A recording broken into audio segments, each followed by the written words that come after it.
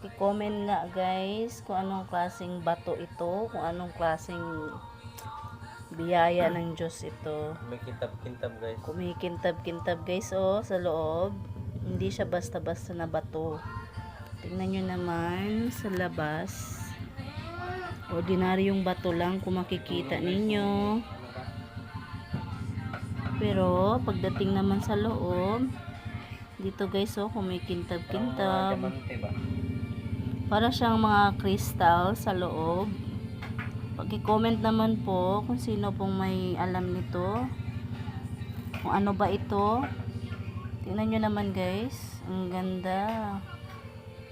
Kahit ako, hindi ako nagsasawang tingnan ito. Kasi kumikintab-kintab talaga oh.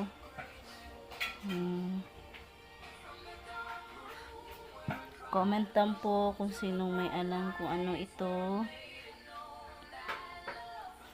Pakitulong naman po.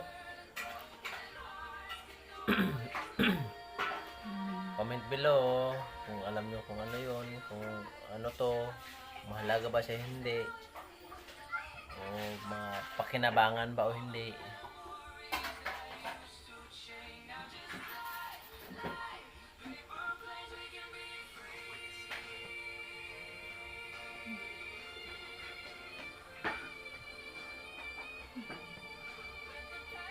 Bigay lang sa amin din to ng isang kaibigan. Nagpatulong din siya sa amin kung ano ba daw klaseng bato ito o ano ba. Kasi grabe guys, ang ganda, kumikintab-kintab. Teman, treasure kita. Ay, sakit. No, tiene ese pano. No, mga gente. Tiene ese mga kwan, dakil. Yun lang po. Paki-comment na lang po kung sino po may alam.